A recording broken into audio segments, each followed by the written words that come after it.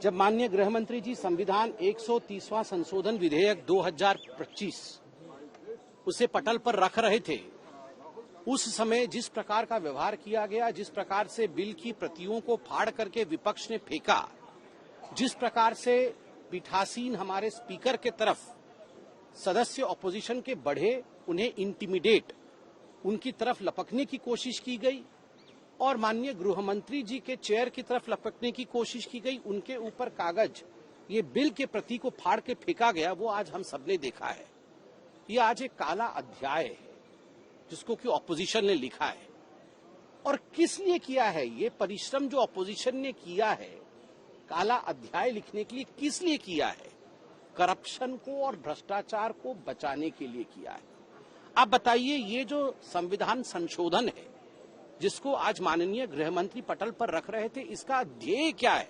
इसका एक लाइन में ध्येय है कि जेल से रहकर सरकार नहीं चलाई जा सकती है। जो भी व्यक्ति, चाहे वो प्रधानमंत्री हो, चाहे वो यूनियन मिनिस्टर्स हो, चाहे वो स्टेट के मुख्यमंत्री हो, चाहे वो स्टेट के मिनिस्टर्स हो, यदि वो जेल में बंद हैं, 30 दिन तक जेल से वो सरकार नहीं चला सकते हैं, 30 दिन के अंदर उन्हें कोई रिलीफ नहीं मिलता है तो वो सरकार नहीं चला सकते जेल से। देखिए, इसमें सबसे बड़ी बात है, माननीय प्रधानमंत्री जी ने अपने ऑफिस को भी नहीं बचाया है। इसमें प्रधानमंत्री खुद इंक्लूडेड है। माननीय प्रधानमंत्री जी ने अपने यूनियन मिनिस्टर्स को, कैबिनेट को भी नहीं बचाया है। यूनियन कैबिनेट भी इंक्लूडेड है। याद करिए, जब इसी प्रकार का एक बिल इंदिरा जी लेकर आई थी तो उसमें स्पष्ट रूप से लिखा गया था कि the prime minister's office, the president's office, vice president office, आप इनके ऊपर केस नहीं कर सकते हैं। बाकी लोगों के ऊपर केस कर सकते हैं, मगर इन पदों के ऊपर, प्रेसिडेंट के ऊपर, प्राइम मिनिस्टर के ऊपर केस नहीं कर सकते हैं। मतलब इंदिरा जी ने और कांग्रेस पार्टी ने अपने आप को बचाने के लिए रास्ता बनाया था, मगर बाकियों के लिए बिल लाए। यहां पर प्रधानमंत्री भी जुड़े हुए हैं, यूनियन मिनिस्टर्स भी जुड़े हुए हैं, स्टेट मिनिस्टर और स्टेट के मुख्यमंत्री। आप देखिए, लालू प्रसाद यादव जी को बचाने के लिए मनमोहन सिंह जी एक ऑर्डिनेंस लेकर आए थे और राहुल गांधी का उस समय का रवैया क्या था आप याद करिए। प्रेस क्लब ऑफ इंडिया में बैठ करके उन्होंने उस ऑर्डिनेंस के कागज को फाड़ करके इस प्रकार से हवा में उछाला था कि मैं तो भ्रष्टाचार के खिलाफ हूं और कोई भी भ्रष्टाचारी व्यक्ति जेल से सरकार नहीं चलाना चाहिए। उस समय के रवैये और आपके रवैये में आज भी कागज फाड़ के फेंका है। और कागज फाड़ के क्या फेंका है कि जेल से सरकार चलनी चाहिए। ये जो हिपोक्रेसी है, ये जो दो तरीके का सोच है, पहले की सोच दिखावा और अब असलियत, यह हिंदुस्तान देख रहा है। दूसरा विषय मैं कहना चाहता हूं, लालू प्रसाद यादव जी को भी जेल हुआ, उन्होंने भी इस्तीफा दिया। उस समय से आप देखिए, जितने भी लोगों को जेल हुआ, जो माननीय मुख्यमंत्री थे, जो बड़े पदों पर आसीन रहे हैं, उन सबने इस्तीफा दिया। मगर कुछ महीनों पहले दिल्ली में आपने देखा, 2 लोग ऐसे थे जिनको जेल हुआ और जेल से रहकर उन्होंने सरकार चलाई, इस्तीफा नहीं दिया। जब इस विषय को लेकर कोर्ट में लोग गए तो कोर्ट ने क्या कहा? दिल्ली हाई कोर्ट ने कहा इसमें हम कुछ नहीं कर सकते हैं, क्योंकि देश में ऐसा कोई कानून नहीं है कि जेल से सरकार नहीं चल सकती है। ये नैतिकता का विषय है। नैतिकता के आधार पर दिल्ली के मुख्यमंत्री ये तय कर ले कि जेल से सरकार चलाना है या नहीं चलाना है। आज देश से हम पूछते हैं कि नैतिकता क्या है? क्या देश जेल से चल सकती है? नहीं चल सकती है। यही ये विधेयक कहता है, जिसको फाड़ करके हमारे स्पीकर के साथ दुर्व्यवहार करने की कोशिश की गई। वो स्पीकर सबके हैं। और माननीय गृह मंत्री के साथ जिस प्रकार का आज व्यवहार किया गया है, जिस प्रकार सदन की मान्यता को खंडित किया गया है, यह अपने आप में लज्जाजनक है।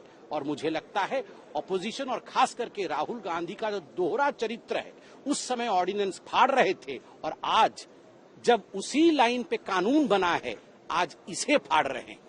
तो आज राहुल गांधी और ऑपोजिशन को जवाब देना चाहिए कि आखिरकार वो भ्रष्टाचार के साथ क्यों खड़े हैं। इसमें आपको मैं बता दूं कि बहुत स्पष्टतः ये कानून कहता है कि अगर 30 दिन के अंदर आपको रिलीफ मिल जाता है तो आप 31वें दिन आप आके फिर से अपने पीठ पर बैठ सकते हैं। आप फिर से मुख्यमंत्री, प्रधानमंत्री, मंत्री बन सकते हैं रिलीफ मिलने पर। क्या आपको देश के कोर्ट्स पे भरोसा नहीं है? क्या आपको सेशन कोर्ट पे भरोसा नहीं है? क्या आपको भरोसा नहीं है हाई कोर्ट पे? क्या आपको भरोसा नहीं है सुप्रीम कोर्ट पे? क्या आपको लगता है कि सुप्रीम कोर्ट आपके, अगर आपको लगता है कि आपका अरेस्ट गलत तरीके से हुआ है तो क्या उस पर स्टे नहीं लिया जा सकता?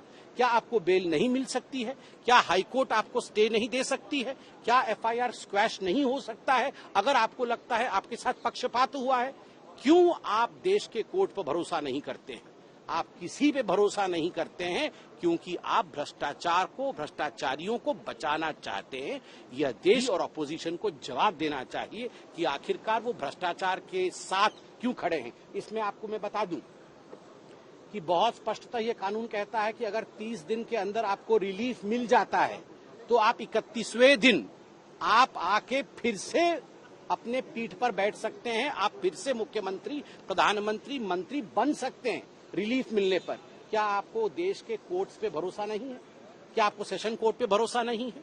क्या आपको भरोसा नहीं है हाई कोर्ट पे? क्या आपको भरोसा नहीं है सुप्रीम कोर्ट पे? क्या आपको लगता है कि सुप्रीम कोर्ट आपके, अगर आपको लगता है कि आपका अरेस्ट गलत तरीके से हुआ है तो क्या उस पर स्टे नहीं लिया जा सकता? क्या आपको बेल नहीं मिल सकती है? क्या हाई कोर्ट आपको स्टे नहीं दे सकती है? क्या एफआईआर स्क्वैश नहीं हो सकता है? अगर आपको लगता है आपके साथ पक्षपात हुआ है, क्यों आप देश के कोर्ट पर भरोसा नहीं करते हैं? आप किसी पे भरोसा नहीं करते हैं क्योंकि आप भ्रष्टाचार को, भ्रष्टाचारियों को बचाना चाहते हैं। यह देश कभी नहीं सहेगा। ये नैतिकता का विषय है, नैतिकता की लड़ाई है। आप कागज फाड़िए या कुछ भी फाड़िए, देश नैतिकता को फाड़ने नहीं देगा। सर, क्या शिकायत भी करें? गर्मियों की छुट्टी होने वाली थी, मेरे पापा आने वाले थे, तो हम लोग सभी खुश थे। तो मैं एक बेड पे चढ़ के डांस कर रहे थे, डांस कर रहा था, लेकिन वो पहले ही आ गए। फ्रीज। तो मैं उस समय तो कंटिन्यू नहीं कर सकता था, तो फ्रीज फ्रेम टाइप का हो गया। कसम पैदा कर